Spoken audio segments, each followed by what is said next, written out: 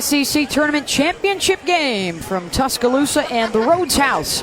And as the Florida Gators, the 3 seed, and Alabama, the 1 seed. And let's check out the starting lineup for the Gators. Their All-American and National Player of the Year candidate, Michelle Moultrie, the SEC Player of the Year. And the reason is she just leads the team in every category, but she's got so much pop, so much versatility. Exciting player to watch. And out in the circle, no Jackie Traina. To start things off, it will be Amanda Locke, the senior from Mesquite, Texas, who will be making her 17th appearance of the season. And here's what we need to look for, Michelle. Well, she's going to be throwing a drop ball, change-up combination, keep the ball low in the zone, but the key for Amanda Locke is she cannot overthrow her pitches. If she overthrows her pitches, they're going to flatten out.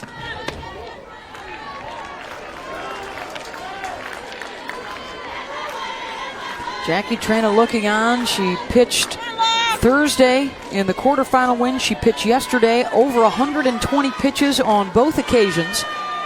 And she threw over 350 last weekend in the Florida series, as Bama records the first out to get Sammy Fagan, who was 4 for 4 yesterday in the semis. Kayla Hunt making the play, 1 down.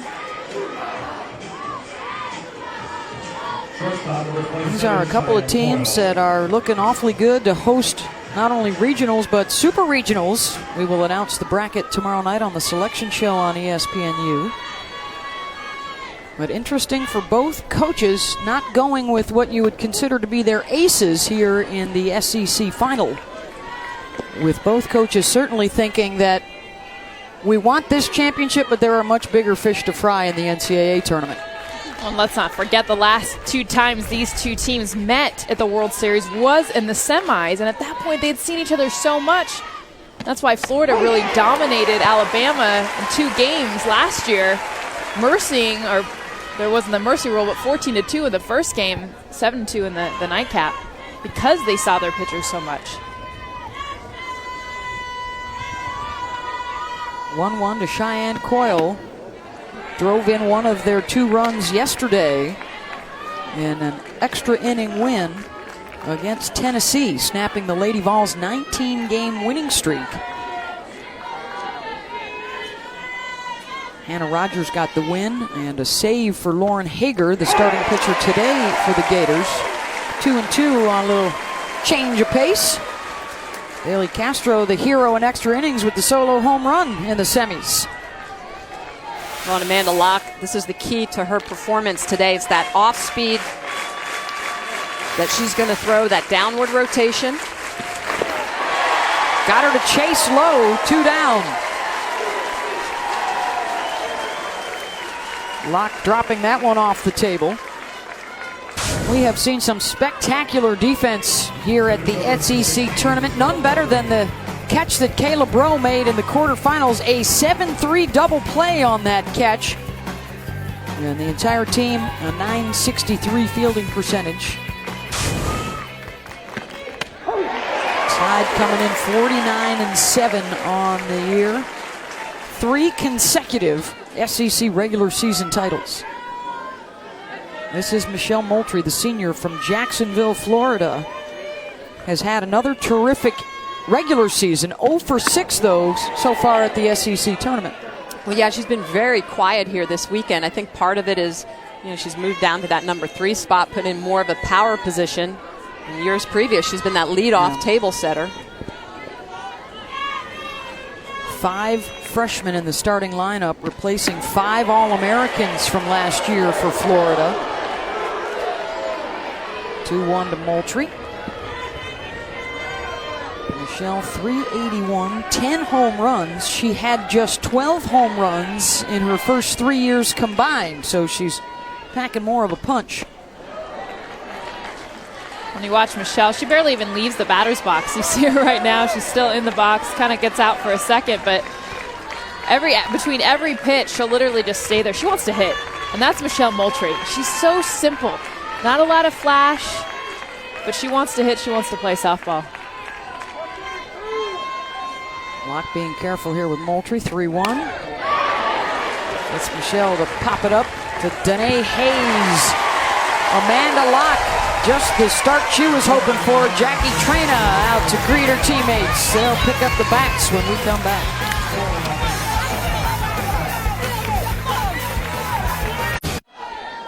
Job number one, keep Bro and Fenton off the bases. The top two in the lineup for Alabama have reached safely in 9 of their 14 at-bats through the first 2 rounds of this tournament.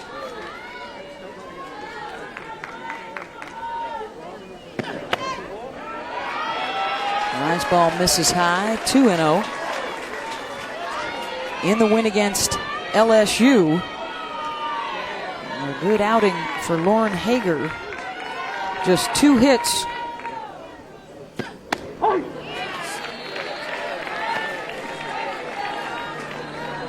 Two-hit shutout against LSU in the opener. She came on, pitched an inning, got the save in the semifinals yesterday against Tennessee.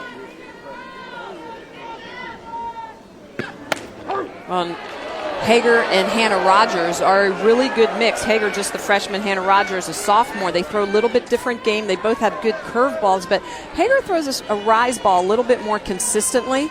So I like the fact that those 2 young athletes are doing a good job in the circle for the Gators.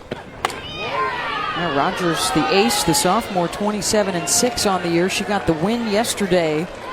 Already has a win against Alabama on her resume. That was last Friday night.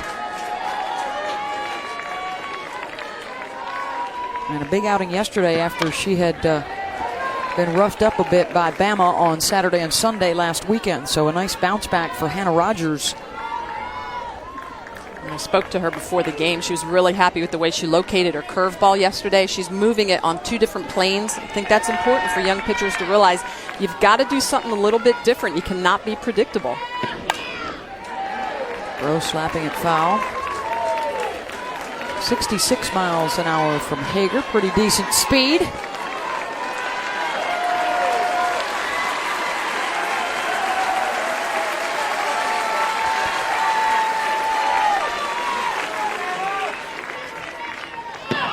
Full count, lost her.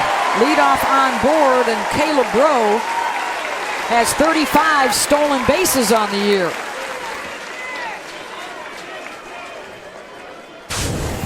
Defensively for Florida, Hager, the freshman in the circle, on the left side of the field. Sammy Fagan and Jessica D'Amico, both rookies. Medina, also a newcomer at second base. And they have been so strong defensively behind Hager and Rogers in this tournament. The youngsters have really shown their mettle and really have been the key to their success so far in this tournament. Well, I think the more confidence they gain, I mean, Bailey Castro coming in, we talked about her home run, but even the defense of Katie Medina and Sammy Fagan doing very well against Alabama in particular. The better they do, the more confidence they gain, and to be honest, I feel like that's what they lacked early on. Well, yeah, especially when you graduate, that many seniors, so many power numbers as well. This team is kind of reestablishing itself. And talked about the defense. Look at the way that they're going to have their middle infielders well inside the line with all the speed at the top of the lineup for Alabama. 0-2 pitch, misses high. That's a tribute to the pressure that these top 2 hitters can put on you. We've already seen a hit and run that Fenton fouled off. The senior from Kennesaw, Georgia. 4 for 6 so far in the tournament. Bro with great speed at first. Base hit, Moultrie. Thought about going to 2, but Bro beat her there. A walk and a single. Bama with 2 on board. And Michelle, you talked about this yesterday with the defense all sliding to the left. Jen Fenton does a good job of driving this ball up the middle. If she had gone to the left side of the field, they would have easily had her because that's where they would shift. They were shifted, but perfectly placing the ball. This is what makes Jen Fenton so successful. Not just putting the ball in play, but yeah, her back control. And here's another one of the changes that Patrick Murphy made today for Alabama, switching his 3 and 4 hitters. So Kayla Hunt is hitting third today For an Alabama team that is 5 for 15 with runners in scoring position, they left 11 on base in their quarterfinal win.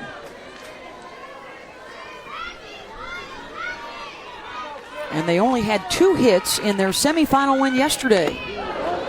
Well, and I think what's most significant about that quarterfinal, 11 left on base, is the fact it didn't get Jackie Traina out of the game earlier. If they would have put some more runs up on the board, they could have had a run rule.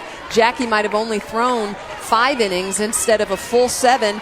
And we went back and figured that was about an extra 50 pitches she had to throw because they didn't get those runs across.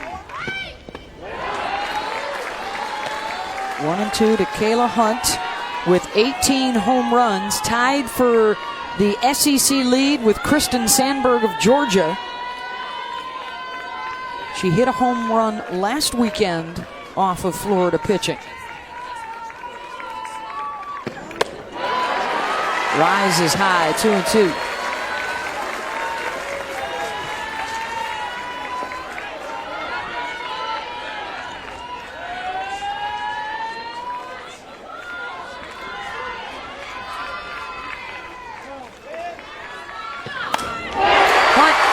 Looking for the gap, and that will reach the fence. That will bring in 2. Kayla Hunt headed for third, and a bases clearing triple for the 3-hitter for Bama.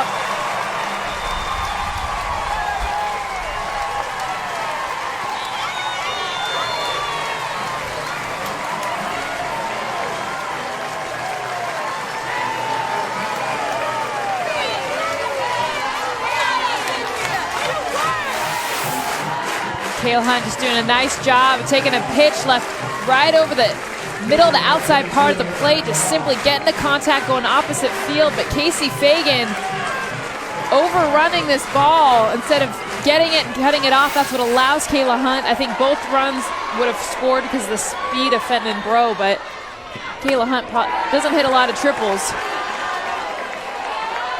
Only one. This is her second of the season, and the reason is how outfielders cut off the ball. And now it's Amanda Locke, the number 4 hitter, with 17 home runs and 51 runs batted in on the year. Tapper to Sammy Fagan. The runner Hunt will have to hold, 1 down. Hunt driving in a pair, the 98th and 99th first inning runs scored for Alabama this year in their 56 games. They have been terrific early. They are a top 5 scoring team in the country at nearly 8 runs per game.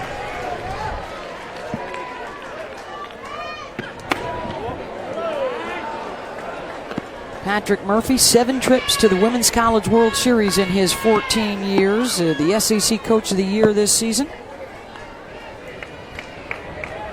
They did not get any votes in the preseason SEC poll for first place. And you know, coaches will latch on to any little piece of motivation they can get. They thought about that last weekend in winning the regular season. He reminded them again this weekend trying to win the SEC tournament. Well, yeah, the Gators got most of the votes, and they were kind of snubbed.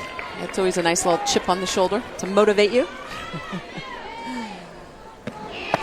Jessica, both sides talk about this being a rivalry of respect, but you know there's some animosity, particularly I think from the Bama side. They're tired of losing to Florida in the postseason.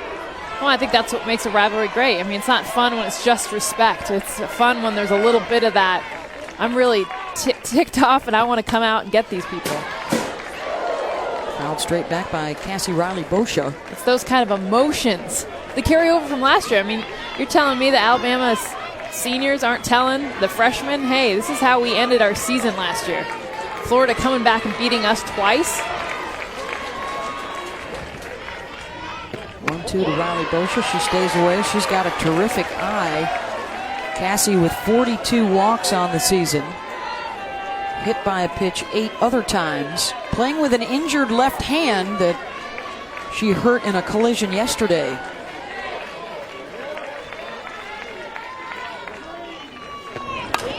Two waits on the off speed. A hot shot to Medina. Nice check of the runner. 2 down. This was a championship game originally scheduled to be played tonight, but a storm on the way to Tuscaloosa, moving the time up to early this afternoon. And the breeze is blowing. They are overcast skies. And our first indication right there, the cover-up is needed. Some raindrops in the area with thunderstorms in the forecast. You know, a big theme for Alabama this year has been finish it. And right now, this is a perfect example. They do a good job of getting Bro and Fenton in, but right now they have Kayla Hunt at third base with nobody out, 2 ground outs. These are kind of situations in postseason. You need more than 2 runs against Florida. Well, that's a great point, Jess, because it's your 4 and your 5 hitter up. The defense is in. You're just looking to blast the ball, get it out on the green. And as you mentioned, a ground out to third, a ground out to second. That's not going to get a run across. Well, the opportunity right here for the senior. She's 0 in this series. She did not hit well against Florida last weekend from nearby Northport, Alabama.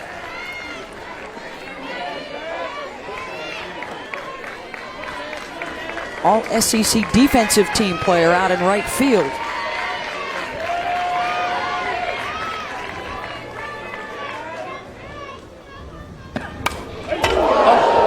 Off the top of the dugout. I think it ricocheted off of the camera. Holy moly.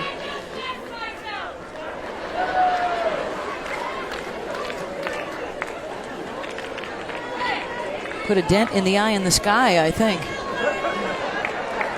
That, by the way, is used not to observe other teams, but to watch themselves for practice purposes and get different angles of the batter in the batter's box during BP, etc.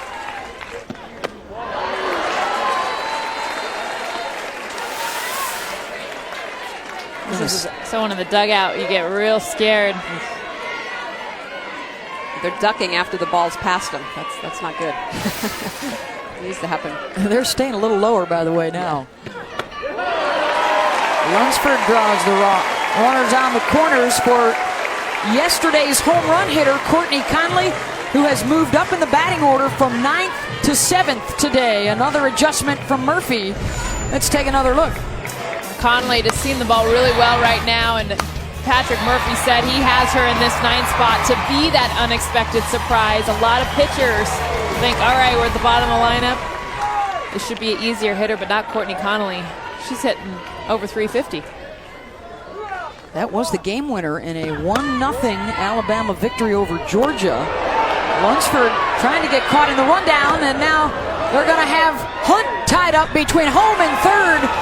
Well executed by Florida, poorly executed by Alabama.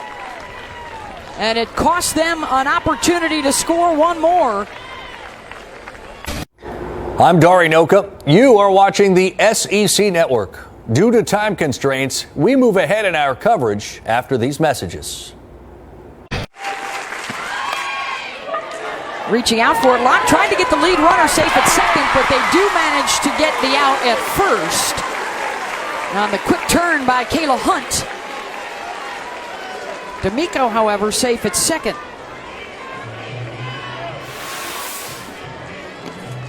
With this ball well outside, but look at the way Amanda Locke immediately is going to turn and throw. Good effort, but because D'Amico is running and has so much speed, they're not going to get her at second base, even without the slide. But I like the fact that Hunt does not give up and goes over to first base to Cassie Riley-Boscia and is still going to get the out of Kelsey Horton. And that's just reacting. I mean, Locke reacting. She didn't know she was going, reacted. She normally would turn 2, get the easy out. And like you said, Kayla Hunt just reacting, not sitting there arguing the play. Bailey Castro now stepping in for the Florida Gators. Had the game-winning home run in the semifinals in the top of the 8th inning yesterday. And the best moment so far of her Gator career. And I'd watched her in batting practice yesterday, and she was swinging the bat so well, felt so comfortable. And what I love about a pinch hit home run is that she was prepared. She wasn't saying, oh, me, not ready. She knew what to expect, and she knew what to do. Oh, by the way, that was a pinch hit home run. She grounds out to third. Good hustle by D'Amico to get over to third base. This ball ripped down the line, but Courtney Conley is going to go all the way across her body, backhands that ball. Nice throw across the infield to get the second out of the inning. D'Amico, a good job of running to advance to third. We've seen some outstanding defensive plays here at the SEC tournament. Now a chance for Casey Fagan, former National High School Player of the Year, but Casey has been in a bit of a funk at the plate. The sophomore out of Dunellen, Florida, just 5 for her last 37 at-bats, but a golden opportunity right here. One of the things Tim Walton was working on with her yesterday in the cage was her weight transferring forward. It was transferring forward, causing her to hit a lot of pop flies, and he was saying to stay back onto that back leg and keep that power, hit more line drives. 1-1 to Fagan. 2-1. And it's ironic that you say that, Jess, because a lot of times that's what scares pitchers. When you see a hitter that's staying on that back leg, that's what's so difficult to throw to. Casey was actually pretty good against Jackie Traina last weekend here in Tuscaloosa. Picked up a couple of hits.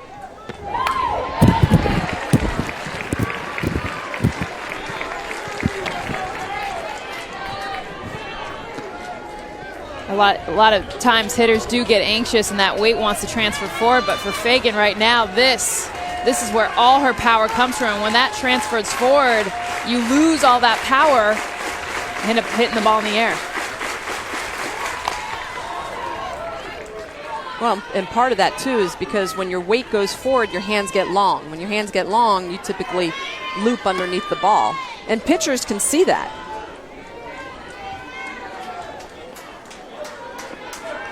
So a good pitcher will therefore then attack that, attack that weakness.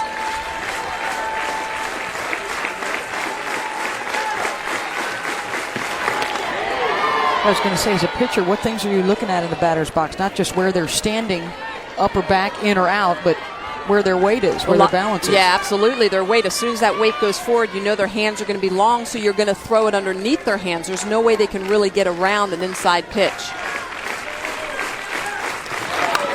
Fagan delivers. Casey Fagan drives in the run for Florida, and it's 2-1.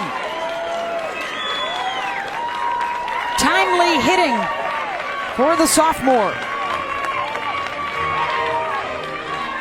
2 out, 2 strike single. And Fagan doesn't do a whole lot. It's an outside pitch, and she just kind of loops around it and gets enough power. Again, placement, getting in that 5-6 hole, hitting a ground ball versus a fly ball allows for that ball to get through the infield and get the RBI. That'll bring up Sam Holly playing at first base today. Well, and for me, the key is we just talked about what she couldn't hit, an inside pitch. To me, this is the wrong pitch location. When you go to that outside corner, look at the pitch location, outside corner, because her hands are long. You can see the way she loops around the ball. You throw that pitch inside, she's not going to hit it. Pitch location is so important. Casey Fagan, her first RBI since April 15th, and it comes in the SEC final. You know, there's so many nuances to this game. We talk about the hitting and keeping your weight back, but in pitching is not just making the ball move, it's calling the right pitch at the right time and locating it in the right position at the right time. Well, it's also that battery that works together, and for Amanda Locke, it's been infrequently. This is just her third start in SEC play this year. 1-2 to Holly, got her. Staying low with the breaking ball. A couple of strikeouts, but a run across for Florida in a 2-1 game as this great rivalry continues. I'm Dari Noka. You are watching the SEC Network. Due to time constraints, we move ahead in our coverage after these messages.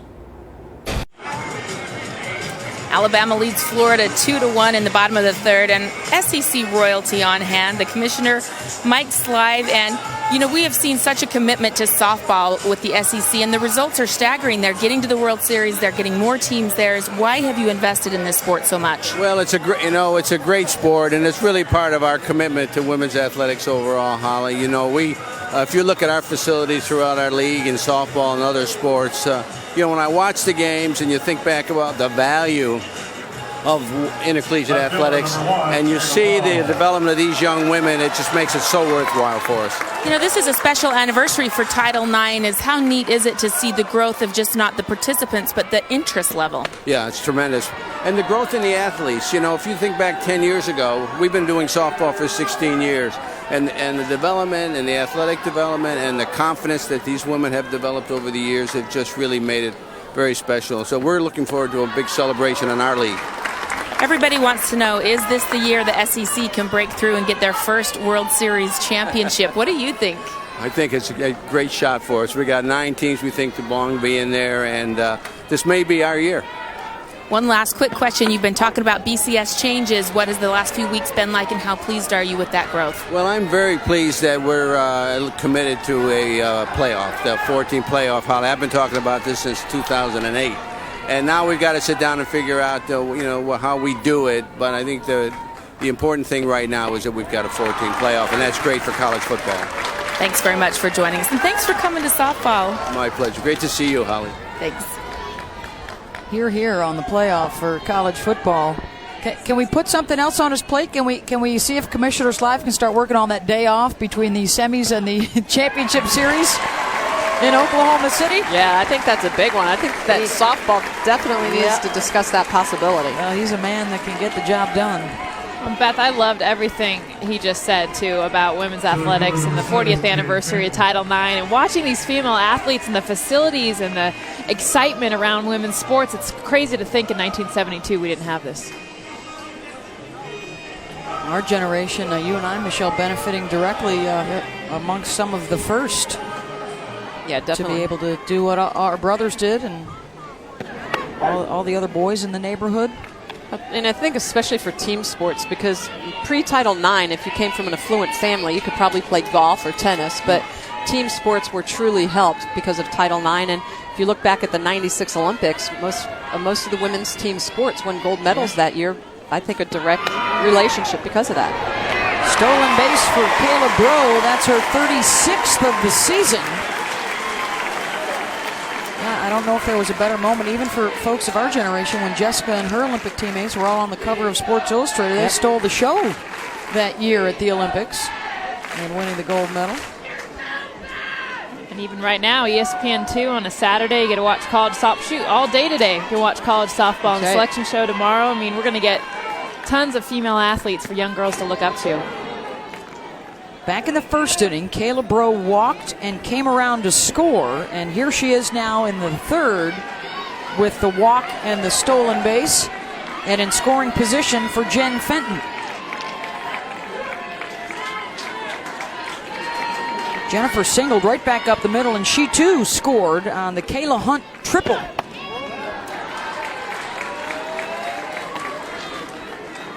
Where will these two teams end up? We've got the NCAA selection show Sunday night at 10 Eastern, a full hour for you on ESPNU with the field of 64.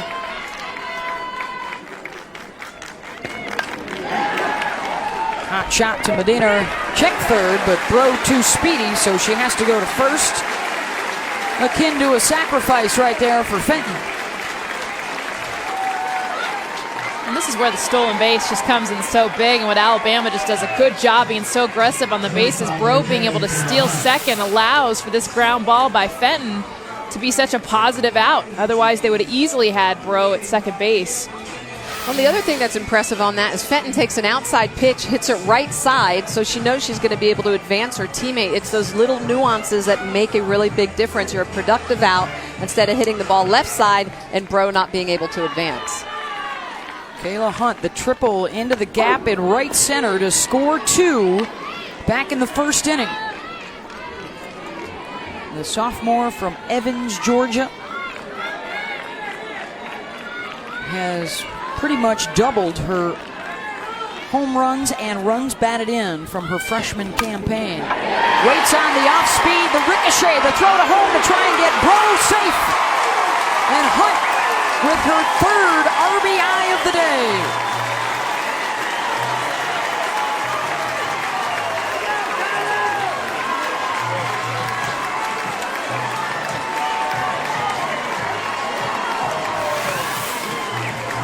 And I think one of the keys here is because the defense is in, because Bro is at third, the ball's hit past Sammy Fagan. If the defense gets to be back, that could be a routine ground ball. But look at Sammy's going to be up the line just enough and cannot get to this ball. Nice effort by Cheyenne Coyle to try and go home to catch Bro, but Kayla Hunt's just been outstanding out of that 3 spot.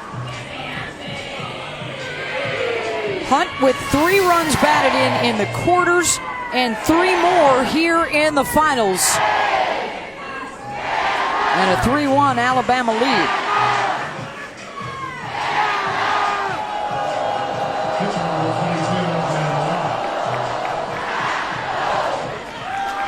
Amanda Locke grounded to third in the first inning.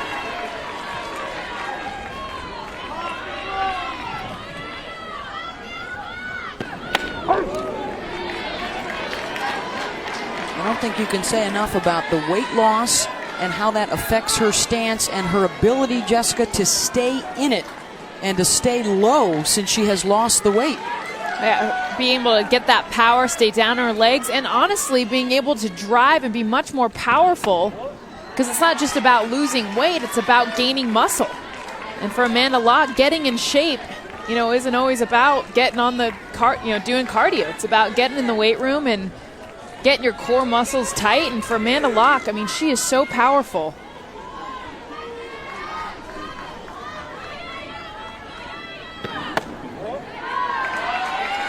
The coaching staff really pressing home with Locke over the last month or so in her final year to bring her batting practice swing to the games. And Patrick Murphy says some days she looks like Crystal Bustos in there when she's got it all flowing right. Off the glove with Fagan. 2 on with 1 out. Alabama just beating up the left side of the infield right now, really hitting that 5-6 hole. And the reason is that curveball to righties. Hager not getting the spin on this, and you see her pitch. It's an outside pitch, but same exact swing and location that Kayla Hunt had. They're pulling outside pitches. And for a curveball, that pitch you should not be able to pull. So we see Locke pulling the curve. We saw Fenton able to go with the outside pitch and still get it to the right side. And I'm looking for a little support right here for the freshman pitcher Lauren Hager. Balls and strikes about even so far. Had over 30 pitches in that first inning when Alabama put up a 2-spot.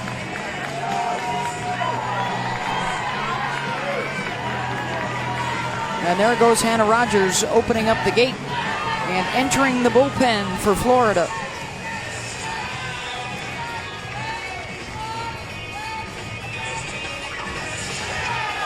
First baseman, number 18, Lauren Hager talked about this when I spoke with her this week about transitioning from high school. One of the hardest things is really being able to not throw the ball over the plate. And we talk about, her curveball, her changeup, the location. You miss up once and a hitter will capitalize. And she told me, she's like, in high school, I'd strike out batters with that pitch. She's like, but it's been a real adjustment for me. Rise to Riley Boscia. Cassie grounded out to second base in the first inning. When Alabama got 2 across, but in the first and third, Hunt got caught in a rundown between third and home. Could have been an even bigger inning for Bama. Riley Boscia got under it. Casey Fagan coming on and back to make the catches. Medina. The runners had to go back to their bases, unable to tag. 2 out. Heck of a run by Medina to get there. Yeah, that's a great effort to go all the way. Look how far she has to go, and then she's got to make this catch over her shoulder, pops down, and then knows with runners at second. Hunt the opportunity to potentially tag up, especially when Medina goes down, but she went a really long way to make that catch. She was basically right field. Yeah. I mean, not even shallow. Now it's Jazz Lunsford. She walked back in the first. And she was the runner that tried to get hung up between first and second when Hunt got thrown out between third and home.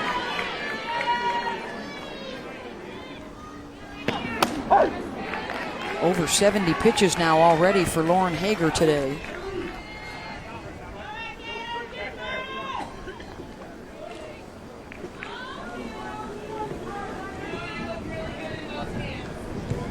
Florida, by the way, they played here against Alabama last weekend and then decided to stay in Tuscaloosa and Birmingham. They did not go home in between that series and the SEC tournament, so they've been here over a week now. They'd love to take the trophy home with them as they get ready for what should be a home regional in Gainesville next weekend and possibly a super regional as well. Selection show is tomorrow night, 10 Eastern on ESPNU. Cal Bears have won the Pac-12 title. Oklahoma a share of the Big 12 title. Michigan a share of the Big 10 title. Georgia Tech, Virginia Tech in the ACC today. Louisville, Notre Dame at the Cooker in South Bend for the Big East title today. Lunsford sends that one deep towards the scoreboard and off it for a 3-run home run. Jazz has the juice for the 7th time this season.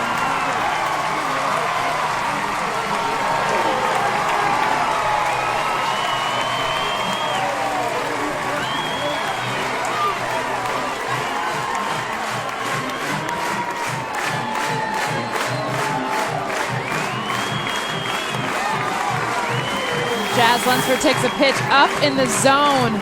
Is just able to really go with it and meet it. She doesn't try to do a whole lot with it, but because she's able to get extended on this pitch that's up and out, she gets all of it off the scoreboard. Jazz Lunsford, such a fun hitter to watch, because when she connects, she goes big.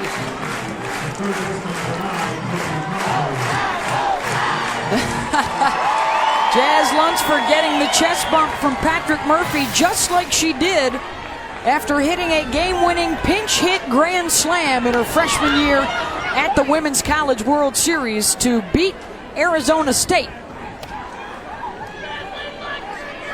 And as fans of both these schools know, about 12 hours later, Allie Gardner hit a grand slam walk-off for Florida to eliminate the Tide. All a part of the history of this great rivalry.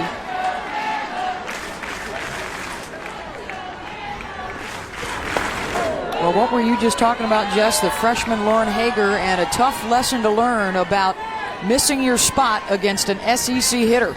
Well, and even honestly, to credit Lauren Hager, that wasn't a bad pitch. It's not like she threw it down the middle. It's a screwball. She hit the outside part of the plate. She left it up, but it's not a bad spot. Jazz just jumping all over it.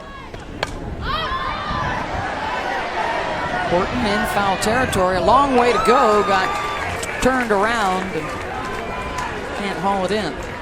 Well, yeah, I don't think it was the location on the corner. It was the fact that it was elevated. And once you elevate a screwball that's not going to continue to go up, that's the problem. If it's a rise ball and it's continuing to climb, you're going to be okay. They'll probably foul it back. If it's a screwball that's elevated, those are the ones that typically go out of the park.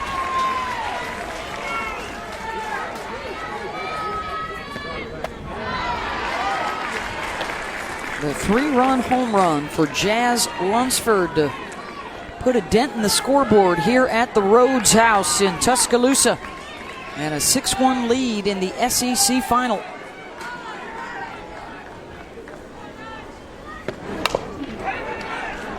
Well, the biggest thing that I'm seeing from Lauren Hager right now is that against LSU, she hit her changeup very effectively. You couldn't tell it was coming. Today, you can see her changeup, and because you can see it, you don't have to respect it as much, and that's going to be part of the problem. You've got to be able to sell that pitch, hide it, because then everything else can work off of it. You're talking about seeing it from release, seeing right? it from so release. Got time? Correct. Her body is too slow. She's not selling the pitch.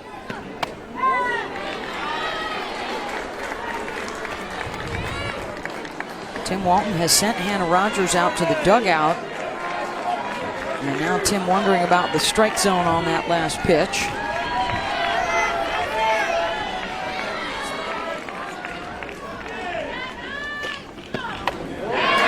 Ball forward to Conley.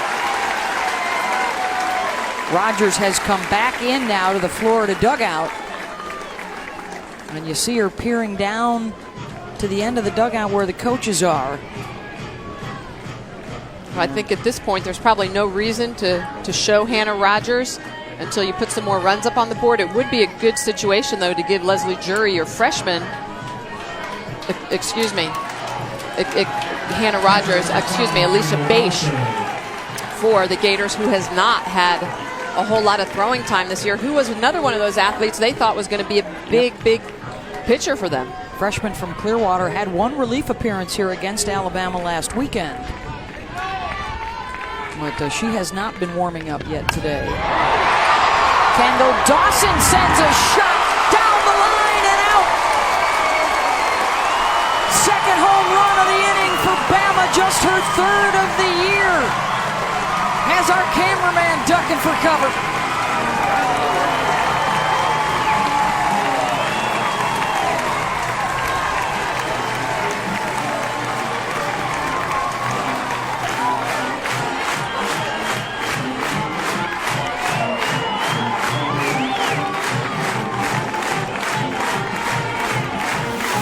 Another pitch up in the zone, and as you said, Michelle, does not continue to go up enough. And these are the pitches as a hitter you love to hit, because if you can connect with something at the top of the strike zone, it has nowhere to go but out and over, either hitting scoreboards or over the cameraman. The Kendall Dawson, her third home run of the year. You could feel the dugout. I mean, those are the hitters you just get excited about. They don't hit a lot of home runs, but when they do, SEC championship doesn't get bigger than that. Her last home run was March 16th.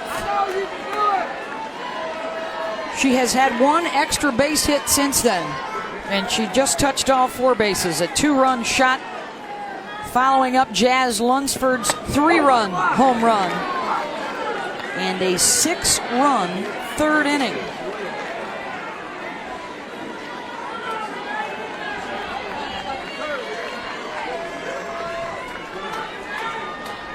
Danae Hayes struck out on a curveball in her first at-bat. There is that changeup.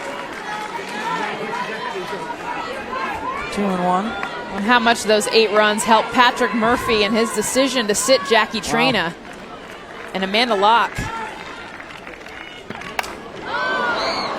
You always Hayes feel better when you got runs behind you. Skies it out to D'Amico. Side retired.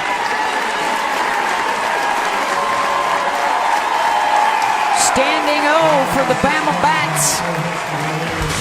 They send out a pair. Lunsford with 2 on. Off the scoreboard. The chest bump followed up by Kendall Dawson right down the line and an 8-1 lead.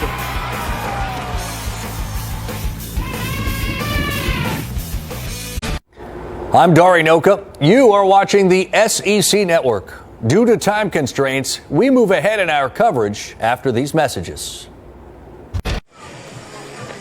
8-1, Alabama with the lead over Florida. A pitching change here for the Gators, and let's check in right now with Holly Rowe. Well, Coach Walton, you're making a pitching change here. What's important for Hannah to do right now? I'll just go in and keep the game close. We need some more at bats. We got to obviously show a little bit more fight. Can't have the SEC tournament end like this. I just want to see what kind of composure we have to get a couple more at bats out of the day. What can your batters do against Amanda Locke? They haven't seen her for a couple of years. What do they need to attack? She's doing a good job with her speeds, mixing up her good locations, and we're just, we're off balance a little bit from all the hard stuff we've been seeing here lately. But she's doing a good job. She's really locating her pitch as well. We've had a couple opportunities and haven't been able to execute. I think we're just out on the front foot. We're going to have to do a better job trying to drive the ball to all fields. Thanks, Coach. Thanks. Thank you very much, Holly. And Tim Walton doesn't want the SEC tournament to end this way, so he's going with Rogers, the sophomore from Lake Wales, Florida. If the Tide with the top of the order here again can get one more run in, Florida would have just one at-bat remaining with the run rule in effect in the top of the 5th inning. The Gators have been run ruled just once all year. And guess who and guess when? Last Saturday, a week ago today, a 9-1 loss here to Alabama. And I think what's interesting is the way that Tim Walton said, I want to challenge my kids. I want to see that fight come back.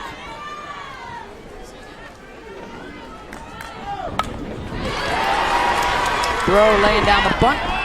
Sammy Fager able to get her. One down, the first time they've taken care of the leadoff today.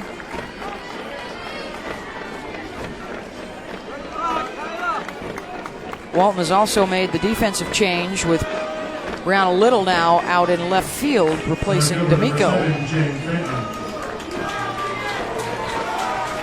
Hannah Rogers 27-6 on the year. 1-2 against Alabama this season, but 4-2 against the Tide in her career, including one of those wins last year at the Women's College World Series when they beat Bama twice.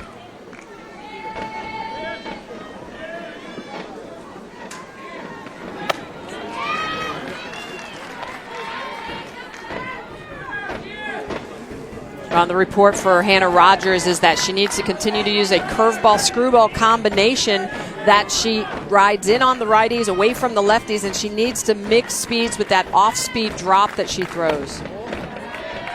So talk about movement through the zone. She's mostly east and west, curveball screwball combination, and then that off-speed drop, which she hides so well. Try to get Alabama out on that front foot. 3 appearances last weekend against the Tide for Hannah, 9 innings, and gave up 8 earned runs, and was knocked out a couple of times on Saturday and Sunday. The walk for Fenton, who's on board for the 2nd time in 3 trips.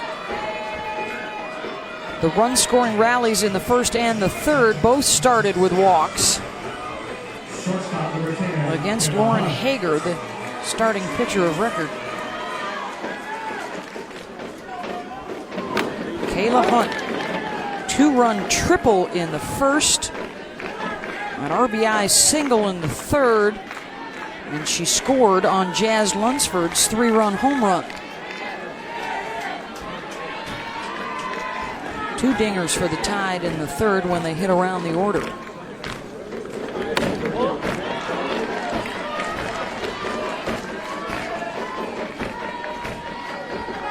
Don't know if it matters a whole lot, but can Alabama, with an impressive showing, sneak in front of Arizona State for the overall 2 seed in the NCAA tournament? You know, if they get swept by Cal, and they've lost two already, they're playing the 3rd today, that could be a statement, especially, I mean, Alabama winning the SEC tournament and the conference outright. With a statement like this, if this is the score that holds. Selection show is tomorrow night on ESPNU at 10 Eastern. Fenton looking to steal a base in there safely. Jennifer Fenton now for her career 127 in 131 attempts.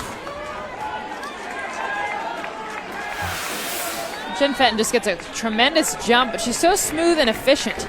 Goes straight into the bag, nothing fancy. Even when she runs, it doesn't even look like she's trying. She's just scooting. That'll drop. Fenton wheeling around for home. Moultrie, the throw to the plate off the line. And a 9-1 lead that brings the run rule into effect in the Gators' next at-bat. Kayla Hunt's 7th RBI of the SEC tournament. Kayla Hunt just seeing the ball right where you want it. Nice high, belt high, a little bit above. Moultrie trying to go for the runner, but Kayla Hunt just on fire right now. And Fenton, that stolen base makes it so easy for her to get home. Just a perfect combination right now. You're seeing Alabama everything. You're seeing the long ball. You're seeing the short game. The speed, timely hitting. All things we talk about in the World Series. It's about peaking at the right time, and that's what Alabama is at that point in the season where when things start to click, they're a lot of fun to watch. Bro and Fenton, we talk about table setters all the time. 8 runs scored in their 3 games here at the SEC tournament. Rowe igniting the rallies in the first and third, and now Fenton with the leadoff walk, the stolen base coming around here in the fourth. Yeah, if I talk MVP, at least through this point in the tournament, I would do a two-head of Fenton and Rowe because the two of them combining. It's nothing flashy. You're not seeing the home runs or the pitching, but they're the table setters. They're the igniters. Every time they get on base, that's when the big innings happen. Oh yeah, they force the pitcher to have to make the perfect pitch. They force the defense to have to make the perfect play in order to get the outs. And you continually struggle to do that when you're constantly put under pressure. Alabama beats in the dugout for Amanda Locke. The NCAA tournament hasn't even started yet, and Locke might be the team MVP for the pitching performance so far today, allowing the risky move of not starting Jackie Traina to pay off thus far with the big lead. And we talked about it earlier, the message you send to your ace and to her teammates. She's done enough, 33-2. The rest of you guys pick up a win for us today in the finals.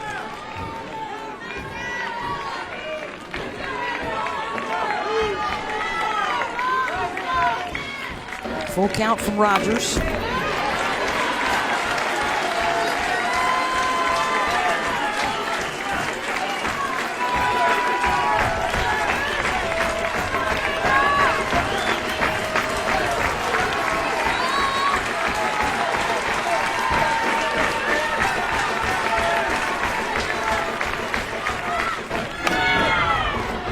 Up, Fagan trying for the lead, and the ball is bobbled at second by Medina.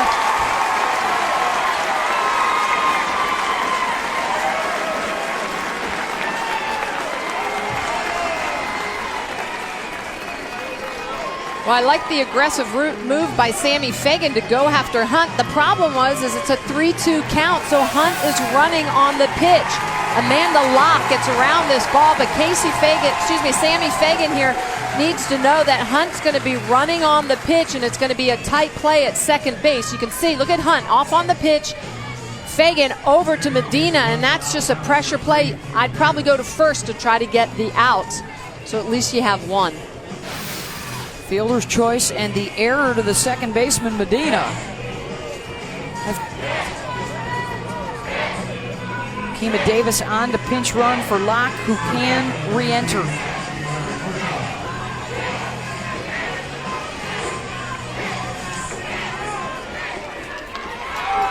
Score at Fielder's choice in the E4, and now Cassie Riley-Boscia. Ground out and a pop-up, both to the right side.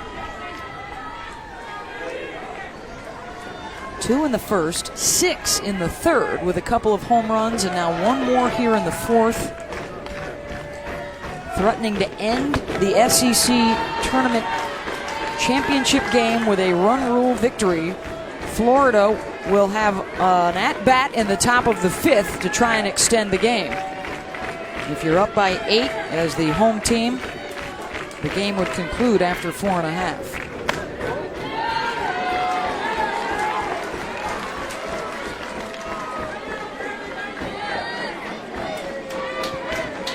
An SEC tournament record crowd on hand for the 3-day set, over 10,000. Most of them in crimson. I've seen a lot of houndstooth around. Been a terrific atmosphere. A lot of the other fans, you see some Tennessee orange, some Kentucky blue out there staying to enjoy the festive atmosphere.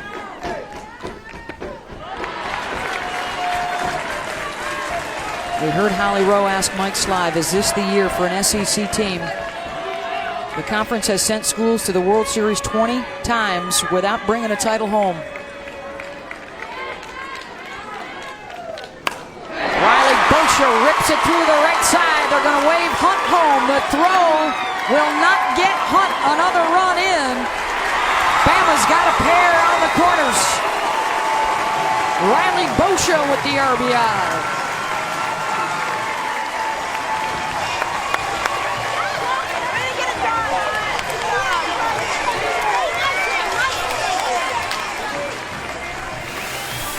Riley Boscia taking an inside pitch, just getting her hands out in front. Again, ground ball, just finding a hold. She drives it through between first and second. And the speed of Alabama. And we haven't seen any close plays really at home.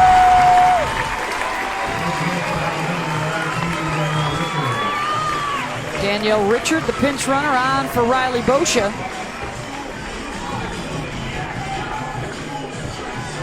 10 runs on 8 hits.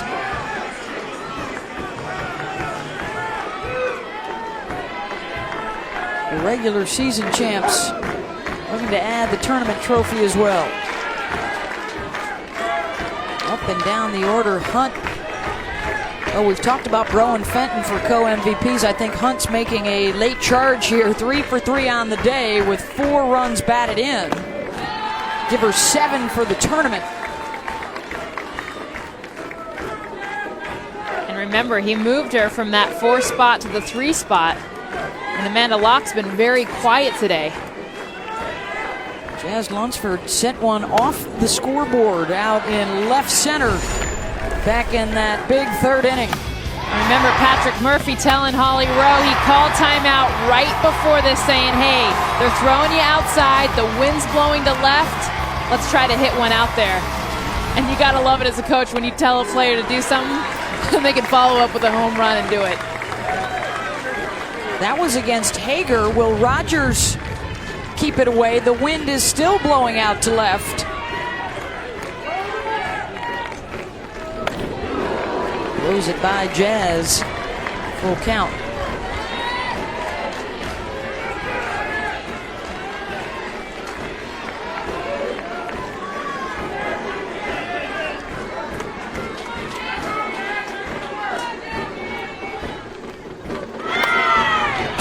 Lunsford didn't hit it well during the regular season against Florida, just 1 for 8. She was hitless through the first 2 games here at the SEC tournament.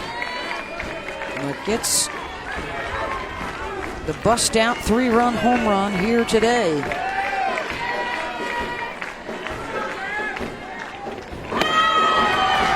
And the walk to load the bases for Courtney Conley, who hit a home run yesterday. The top home run hitting team in the country. Using it effectively this afternoon.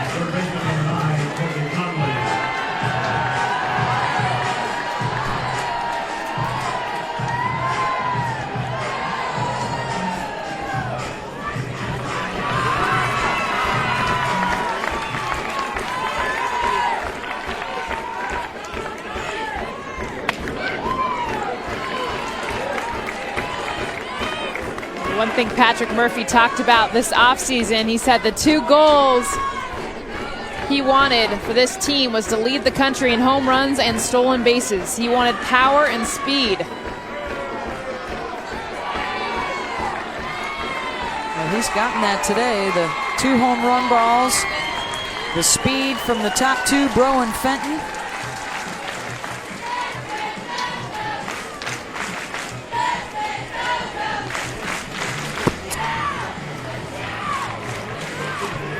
In the last 8 games of this series, last year Florida took 2 of 3 in the regular, then the 2 big wins in June at the Women's College World Series went for the Gators, and now this season Bama taking 2 of 3 just last weekend here at the Rhodes House. That 9-1 win, a run rule victory, the only one suffered in the loss column by Florida this year, and now threatening for a repeat just 7 days later.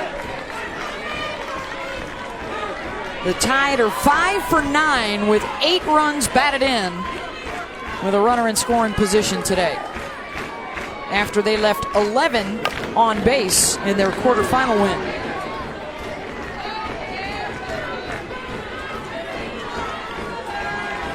Hunt and Locke switching spots at 3 and 4. Courtney Conley going from the 9 hole to the 7 spot in the lineup today. Well, you can tell, and I know it's the fact that they're playing Florida, but it doesn't matter what the score is. It might as well be 0-0. You look in Courtney Conley's eyes right now, bases loaded. She wants to score these runs.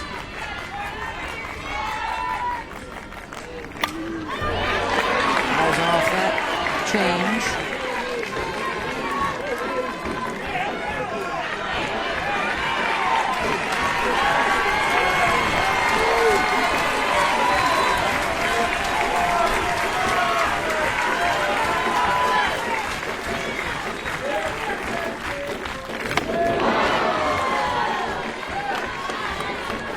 Conley with the strikeout, 2 down. They've got the Bama Beats. They're all dancing in there, and Jackie Trina got stuck in the bathroom. She's like, it's one way to knock on the door. Yeah. What is going on out there? The All-American throwing over 600 pitches last weekend and this weekend over a 5-game stretch. And Patrick Murphy taking the chance today to sit Trina.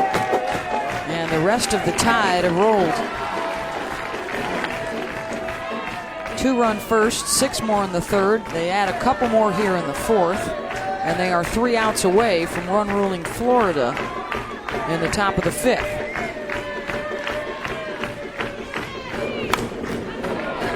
Kendall Dawson had a 2-run home run in her last at-bat.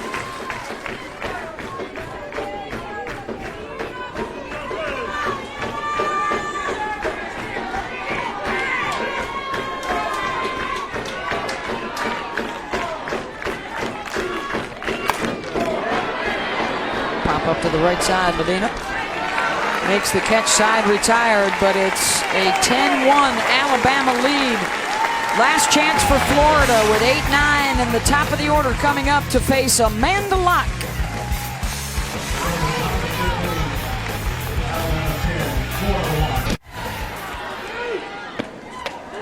It'll be interesting to see, will there be a team in the East or the Midwest that hosts? This year a little bit different. If you are a top 16 seed and you can host, you will host. Geography takes a back seat, and they'll consider the top 16 seeds first and foremost, and then figure out everyone else's travel after that. These two clubs would certainly be in line to host the first weekend and the second as well. It would be interesting, you know, this is something I'd love to do tomorrow night in the selection show, is just look on a map at the top 16 teams and see where is the best softball being played right now. And you're going to see a lot of South, a lot of West, a lot of middle of the country. Midwest, the Big 12 has been very strong. I think that Oklahoma.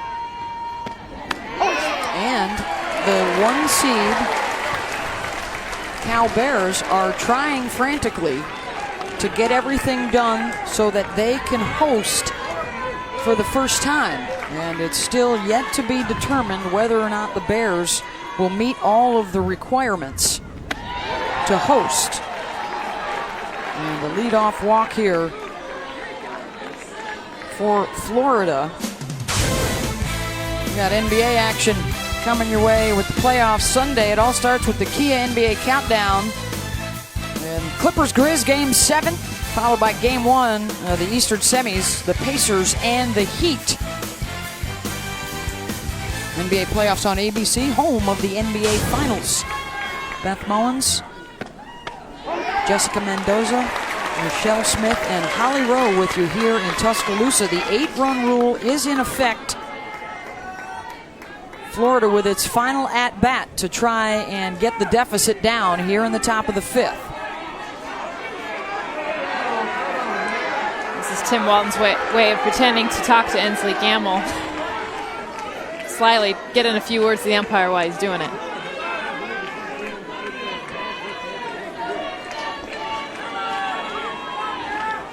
Gamble batting in the 9 spot here as the pinch hitter for Medina.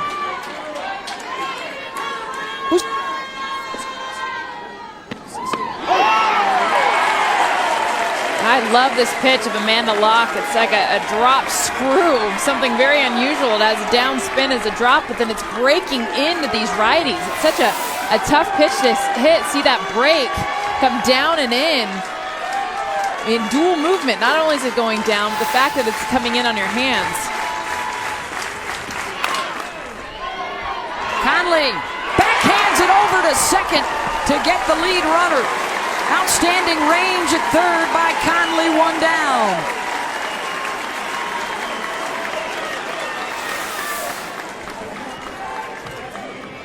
You can see the way that Conley's going to go a long way to pick up that ball, and I like the fact that she knows because of her body position she needs to backhand this. Danae Hayes, a great job of being at the bag, but the key is that Conley's just going to make that flip, know that she doesn't have time to set her feet. That backhanded flip, so important in fast pitch softball when it comes to getting rid of the ball quickly. Well, and how important for her to cut that ball off. I mean, yeah, she could have let it go and Kayla Hunt would have been to field it, but there would have been no play. Just the aggressiveness and the reach. That's the trophy that the Gators and the Tide want to take home. Alabama, if they get a couple more outs, that trophy will stay put right here in Tuscaloosa.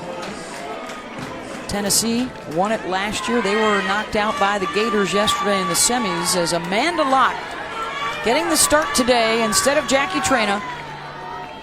Her first postseason start and looking for her first postseason win since her freshman year in the NCAA regionals for the senior from Mesquite, Texas.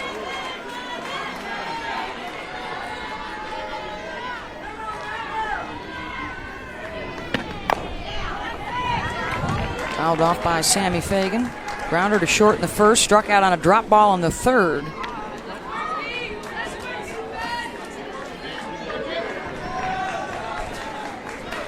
You know, the last time a SEC team won both the tournament and the conference was Alabama in 2010. But remember, they came in the #1 seed in the postseason and got upset by Hawaii in Super Regionals. So we talk about peaking. When you want to peak, yeah, I mean, they were on fire. I don't think anyone doubted that it'd not only be at the World Series, but this would be the year the SEC would win that national championship, and you got to get there first. Georgia upset at home last year. Tennessee, Michigan, all high seeds that were upset at home last year. Fagan rattles the glove of Locke out to center field. 2 on for the Gators. And that is the game-extending run over at first base. Florida has to get within 7 to keep it going. Sammy Fagan, a rare time that she actually stands in the box. She's primarily slaps, but a nice sign of the future and kind of all the tools that Fagan can do. They'll bring up Cheyenne Coyle. She's got home run power, 10 on the season.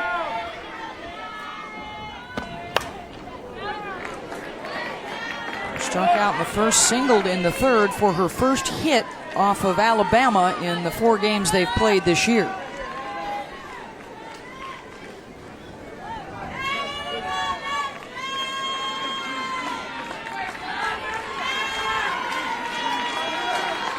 Pitches on the day for Locke.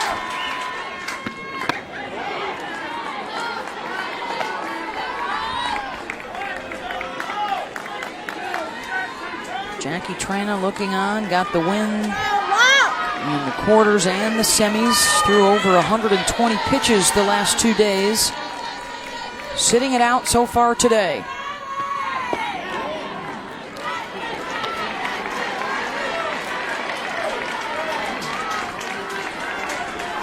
Now this is that pitch mark in the game where Amanda Locke, because she hasn't thrown a lot of innings, it's interesting to see if she starts to wear down just a little bit.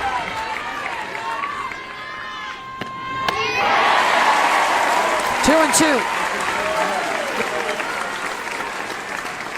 And on the flip side, this is when, as a hitter, you want to make her work. Absolutely. Got to know your pitcher, know what they're throwing. Read their body language, I think, is the biggest thing.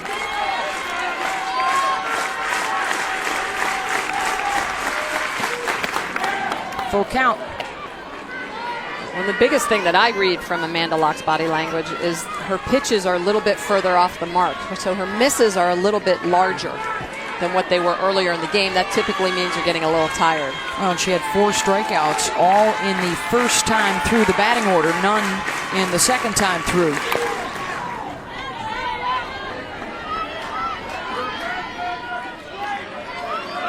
Tim Walton had talked about his hitters because they've seen so much fast and power pitching throughout the tournament. Now Amanda Locke coming in less speed, how off balance his hitters are. As you see Cheyenne Coyle foul off, be out in front of that last pitch.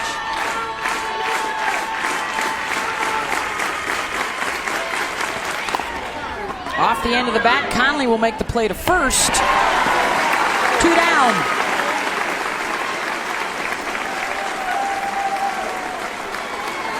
Chance here for the final out of the SEC tournament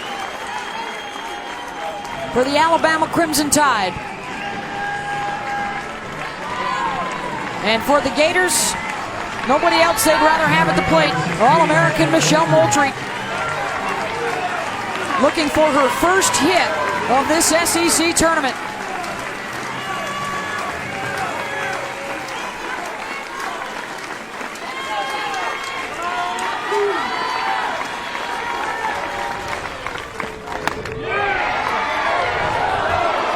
The game extending run is at second base here in scoring position. If they can make this a 10-3 game, they live to play at least another half inning.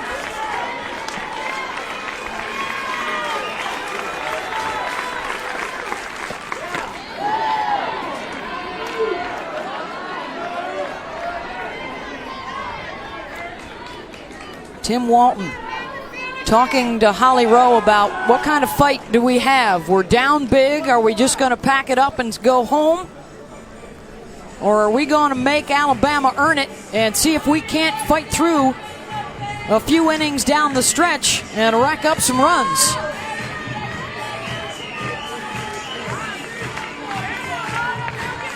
Alabama's intent is obvious from the wristbands that they wear.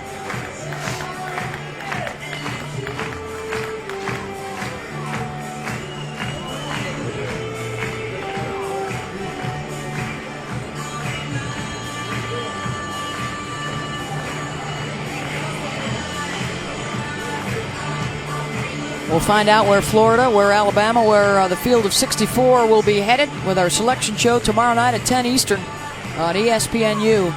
Just speaks to the extent of this rivalry and how much it means not only to win the SEC, but to not let the other team win it, that it feels like almost a game-tying moment instead of a game-extending moment here for Florida. And the desire to keep it going and give themselves perhaps a couple more ABs, as Tim Walton talked about. I think when you have 2,500 Alabama fans on their feet, it gives you that feeling that this game is tied and Michelle Moultrie has a chance to go ahead. Good speed at second with Fagan. And the walk for Moultrie, she won't get the chance, but the freshman Lauren Hager will, and the freshmen have been making big plays this entire tournament. Game-winning RBIs in both the quarters and the semis with Sammy Fagan and Bailey Castro. And the bases loaded here for Florida, trying to fight off the run rule. Hager has reached twice on errors. Pops it up. Conley and Hunt in foul territory. Kayla Hunt takes it. And Alabama are your 2012 SEC Tournament champions.